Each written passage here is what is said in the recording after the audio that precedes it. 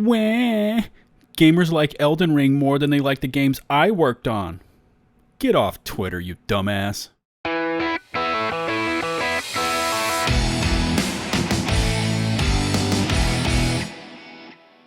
Welcome back to another Battlefield 2042 upload. My name is LtBuzzLitebeer, and things are just getting downright funky out here. Not only for DICE, EA, and Battlefield 2042, but surrounding the gaming industry as a whole.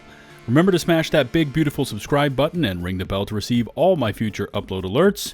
You guys have been killing it as the channel has passed the 85,000 subscriber mark, and I appreciate you all being along for the journey as we make that climb up to 100,000 subscribers. So I've got three different topics to run by you today, and the first is more of an update, just letting you know that Update 3.3 actually went live earlier today, and there's literally not much going on in here, as about 99% of this update entailed the introduction or reintroduction of the refresh scoreboard. And quick FYI, it does not include VoIP. So congratulations, DICE, it took you 5 months to put a somewhat functional scoreboard into the game. Anyway, it displays kills, deaths, assists, revives, and flag caps, along with other items, and has been broken up into the more traditional two teams side by side, so you can compare both in game.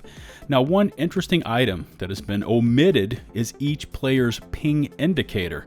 I mean, you can see yourself as the image shows this player with a 32 millisecond ping, but none of the other players. Now, this question was posed to Kevin Johnson, aka Total FPS, Battlefield Community Manager over on Twitter, and he responded with, quote, "Ping indicator on the left, personal panel. We're aware that some of you wish to see it for all." So at this point, you could have somebody in the lobby with monstrous ping and taking advantage of it and never know it. Now, personally, I find this whole setup just overly cluttered. I really don't need anything on the left-hand side to display in the scoreboard. The icons over the actual scores are also overkill. A simple K, D, A, R is all players really need, along with their individual overall score. Maybe they can nix everything on the left, change the icons to actual lettering, and add a ping indicator for every player for the next iteration. Maybe a bit too much to ask, but here's hoping. Also included with today's update, although this component was a bit delayed from the initial install of Update 3.3, is the Steadfast exclusive Legendary Bundle. Now, this includes a McKay Specialist skin, several other skins, a melee weapon, and a player card. As if players that are still playing the game can't be differentiated from bots by their movements and attack patterns, well, now they have the opportunity to display their poor decision making by equipping these skins, so everyone can see they bought the game along with the gold or ultimate edition, like a giant pixelated bullseye on their backs. If you still own, play, and enjoy this game, I'm truly happy for you, as you are getting your money's worth. But for me, I uninstalled months ago, and I haven't looked back. There are still full lobbies to be found on BF3, 4, 1, and 5, so I've been getting my kicks playing the previous titles. Steam charts show a slight increase in player counts for today, hitting 2,567 current players worldwide, and I believe that can be attributed to their interest in the scoreboard, but also some players logging in to collect their Steadfast bundles and then just immediately logging off. FYI, BF1 is over 6,000 players and BF5 is sitting at 15,500. Now, once everyone that owns it is logged back on and collected their rewards, I expect the 2042 player counts to steadily sink back to their previous lows under 2,000 players worldwide. Moving on, and I know that some of you have been submitting your map design feedback over on the EA forums, and I truly applaud you for taking the time to help DICE try to design a suitable map for the game. I personally took a look at what they had planned for the Kaleidoscope Conquest reworks, and it looks like a tragedy in the making. So I broke open Photoshop and decided to throw my hat into the redesign ring. Now, here is what the present map layout looks like for Conquest, and here is what DICE is proposing as the rework, and right off the bat, it has some major flow issues. And when I speak of flow, it's how the map is designed to push players to certain objectives while giving them alternatives to navigate around. Now, I went back and grabbed one of my favorite maps from BF3, Karg Island, just so you can see a decent representation of flow. Here is the overhead view. You've got the US on one side, the Russians on the other, 5 objectives in between them, and the distances are roughly even. What I mean is that one side doesn't have to travel much further than the other to get to the first objective or to move freely between them. The flow of the map is designed to push players directly at each other. If you were playing on the US side, you're going to have to push directly through or be sneaky and try and end around if you want to cap the furthest E point. And likewise for the Russians if they want to capture A. Now, of course, you also have watercraft, armor, air support, and transpo vehicles to help you get to a point faster or to avoid combat altogether. But when you see this next overlay, the rectangle really shrinks down all the available space to this combat zone of just A, C, D, and E. Now, this is where the combat is mostly isolated to, and you've got cover consisting of retaining walls, buildings, structures, and some environmental areas like troughs and hills to help you move freely between the points. The B point is really the outlier, but even by foot, it's not a far run from D, and then you've got this huge shaded area up on one side of the mountain where the snipers love to go and hide and camp. But again, the basics here are that the two sides are going essentially directly at each other with the combat zone packed into that rectangle and 4 capture points.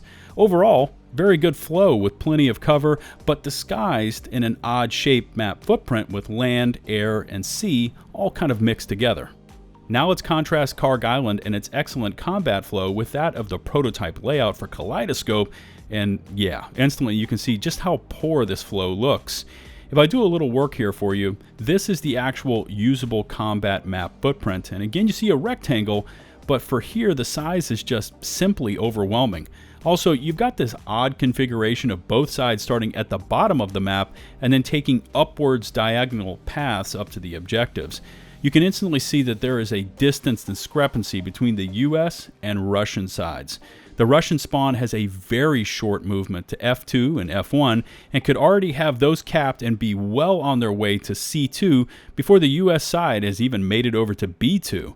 Plus, the bottom of the map is super heavy in capture points, essentially making the top half, including A1, D1, and E1, just simply irrelevant. So let's sit down, help DICE learn how to redesign a map in 10 minutes or less. So first, remove the spawn locations at the bottom of the map and move them to the more traditional sides. This will position the factions on opposite sides of the map and heading directly at each other, and I know I just said factions when they're actually no-pats, but what the hell. Next, we can start to see that zones or sectors for this map could work. I'm just using the rudimentary drawing tool here, and there is potential to break this map up into zones with the obvious emphasis being placed on the massive arena at D1. But removing the zone lines and starting fresh, this map is still bottom heavy, and we need to get the combat a bit more focused into a more rectangular shape to push the flow directly at each other. Also, why are there double points in some areas and only singles in the others? I mean, I get the concept of capturing zones, but it's all way too confusing. Now, I've gone in and removed all the prototype capture points so we can start fresh. If we want flow, we need some linear paths. Now, this is way too linear and evenly spaced, but the idea is that we need combat brought into the inner alleyways a bit more, giving just a bit of freedom to make those bold, sweeping end-around moves. Now I've added in some zones or sectors, whatever you want to call them, with single capture points and a more centralized C point zone, actually with 3 cap points. Both sides will naturally try to cap their closest objectives first before moving into that C sector. If the emphasis of Kaleidoscope was to be the arena area, then this redesign makes it happen. Now obviously C2 and C3 would need a refresh to help provide cover and structures to promote a good mix of infantry and armor. And if they really wanted to get a bit interesting with this redesign, they could always make 2 spawn points for each side. Therefore, if your zone closest to your spawn got capped, you could spawn on the alternate site and then fight to recapture your other closest zone. Also with this rework, you've got the famous battlefield combat rectangle directly in the middle of the map, along with a natural flow of troops from the spawn areas towards the central areas of the map, with alternate routes still available. In reality, this just took me about 10, maybe 15 minutes to hammer out on Photoshop, and would work way better than their prototype layout, which looks to have all the same flow issues as the current version. My last and frankly baffling topic for today's video is this former DICE dev just popping off over on Twitter, bashing of all games Elden Ring, which is a definite no-no. And when you hear about this, you really start to think to yourself that these people have no fucking clue as to how anything actually works in the real world.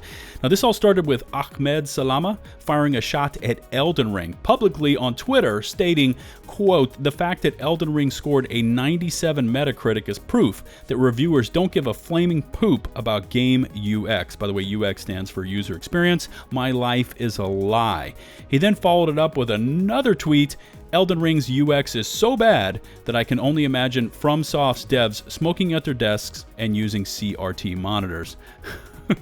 Oh, what a dumbass. Anyway, both of these tweets have since been made private by Mr. Salama, but what makes them so asinine is that this dude works for Ubisoft. And get this, he formerly worked for DICE on both Battlefield 5 and 2042, and wait, it gets better, he worked as a UI UX designer.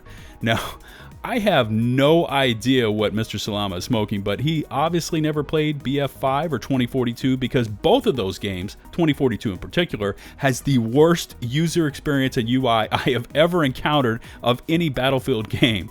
The fact that he is popping off over on Twitter about Elden Ring, and I'm just being honest here, I have not personally played the game and probably won't, nothing against it, it's just not my style of a game, but again, seeing someone that worked on a game that has the worst UI I have ever encountered, then slamming another game because it went in a different direction and is obviously killing it right now just makes me chuckle.